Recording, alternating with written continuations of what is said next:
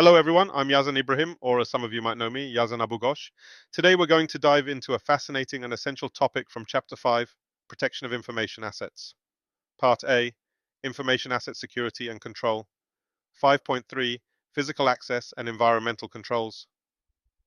If you are a seasoned auditor or just curious to understand how information systems into business environments, you've come to the right place. Let's begin. Physical access and environmental controls. Let's dive into a critical component of modern organizational security: physical access and environmental controls. While cybersecurity often takes center stage in discussions about protecting information assets, it's easy to forget that even the most sophisticated firewalls and encryption systems can be undone by lapses in physical and environmental safeguards. Let's break this down. Imagine walking into a server room. The hum of the servers greets you. Rows upon rows of blinking lights flash with purpose, the temperature is cool and the air is crisp, perfectly controlled. Now take a moment and consider what might happen if someone left that door unlocked, the air conditioning failed, or an unnoticed water leak gradually dripped onto the floor, pooling under critical equipment. These scenarios aren't just hypothetical, they represent real-world risks, risks that require proactive measures, robust systems, and continuous monitoring to mitigate disaster. Let's start by looking at the essentials of physical and environmental controls in protecting organizational assets. Physical security, the front line of protection. Physical security acts as the very foundation of safeguarding IT infrastructure. Think of it as the gatekeeper to your organization's digital crown jewels. Without it, even the best technical safeguards are like a fortress without walls. What are we protecting against? Physical threats can be accidental or intentional, from simple unauthorized access by curious employees to deliberate acts of theft, vandalism, or even sabotage. Now, consider who might cause such incidents. Disgruntled employees upset with management decisions, curious former employees with access to sensitive locations, well-informed outsiders like competitors or criminals targeting weaknesses. And yet, ironically, the largest risk comes from people who aren't acting maliciously at all, well-meaning but untrained employees who unintentionally bypass protocols or mismanage physical access. So, what do organizations do? The answer lies in physical access controls like door locks, visitor logs, and even high-tech biometric systems. Physical access control systems, layers of safeguards. Let's visualize the different tools organizations deploy to lock down their physical spaces and ensure only authorized personnel can gain entry.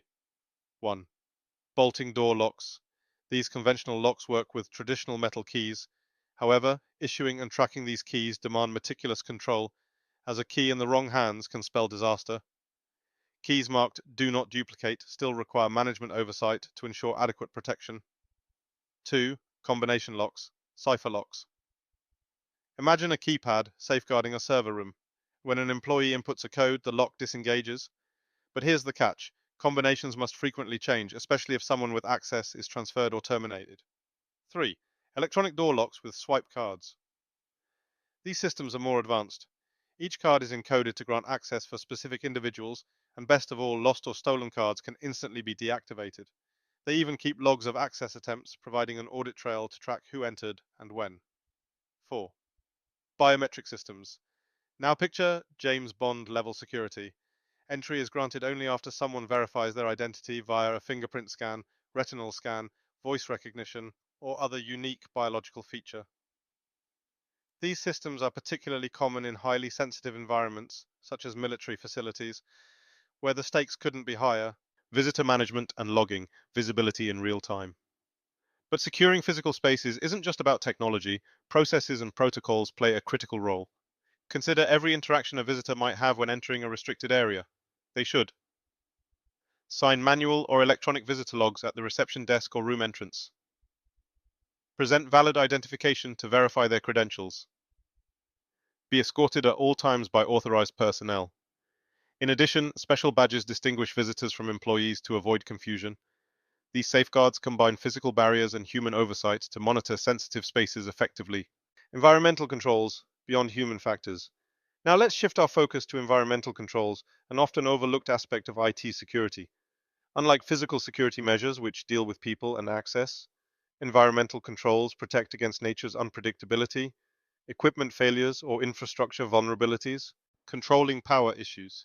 Power disruptions can cripple an organization's day-to-day operations. Let's break them into four main types. 1. Blackouts, complete power loss caused by weather events like storms or failures in power grids. These scenarios can span anywhere from a neighborhood to an entire region. 2. Brownouts, when the voltage supply dips below the acceptable range. Think of flickering lights. This places an enormous strain on sensitive electronics, potentially leading to long-term equipment damage. 3. Sags, spikes, and surges.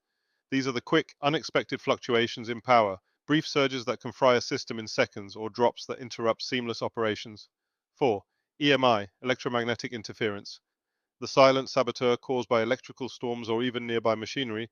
EMI can crash systems, corrupt data, and disrupt signals. How can organizations defend themselves? Solutions range from surge protectors and voltage regulators to uninterruptible power supply UPS devices and backup generators. Surge protectors ensure voltage consistency, while UPS systems keep systems up and running long enough to safely shut them down, or in some cases continue operations during a prolonged outage, preparing for fire, water, and air trouble. Another layer of protection comes from guarding against fire, water damage, and even temperature fluctuations. Fire controls, fire suppression systems like sprinklers, FM 200 systems, a gas often preferred due to its minimal impact on equipment, and emergency extinguishers must be carefully positioned and routinely tested. Reinforced fireproof walls and ceilings also help delay fires from spreading. Water damage mitigation. Believe it or not, water damage is just as likely to come from a leaky pipe in the ceiling as it is from a natural flood. Placing specific detectors under raised floors and near drainage areas acts as an early warning system. During an audit, identifying these placements is a key step. Air conditioning and humidity control. IT equipment demands a stable climate. Temperatures that veer too high can overheat systems and shorten their lifespan, while unregulated humidity can lead to condensation and rust. The IS auditor ensures that ventilation systems operate smoothly and that temperature sensors are in place. Compensating controls, when risks can't be fully eliminated. Sometimes, addressing every potential risk with direct controls isn't feasible. This could be due to costs, operational constraints, or technical limitations. For instance, in a small business, one person might handle multiple roles, like serving as both an administrator and developer, because hiring additional staff isn't practical. In these cases, compensating controls come into play. They don't eliminate the risks themselves, but reduce their impact through alternatives, such as increased supervision over sensitive tasks, layered defense strategies like enhanced logging systems to monitor activity, more frequent audits. One practical example is relying on additional logging tools to capture actions made by users with broad access rights, enabling better visibility into potentially risky activities. Auditing physical controls. Finally, the role of the IS auditor comes into focus. Audits are more than just checklists. They're an opportunity to test the resilience of physical and environmental controls. Auditors don't just look at locked doors or swipe cards. They inspect every entry point, ensure redundancies in power systems, query fire department inspection records, and even look above ceilings or under floors for smoke detectors and hazards. Equally important is walking the perimeter, paying attention to vulnerabilities like windows, unsecured exits, and external environmental risks like chemical plants or aircraft paths nearby. Conclusion: securing information assets is a continuous effort that combines physical, technical, and procedural safeguards. From power surges to unauthorized personnel, every risk must be identified, monitored, and mitigated. As we've explored today, physical and environmental controls are not merely supportive measures. They are the bedrock that ensures logical and digital security systems can perform at their highest potential. An organization's true strength lies in its ability to anticipate and address every vulnerability, no matter how small. These measures might not be front and center, but without them, the bigger picture of security falls apart. Thank you for watching, and as always, continue learning. Stay curious, and we'll see you next video.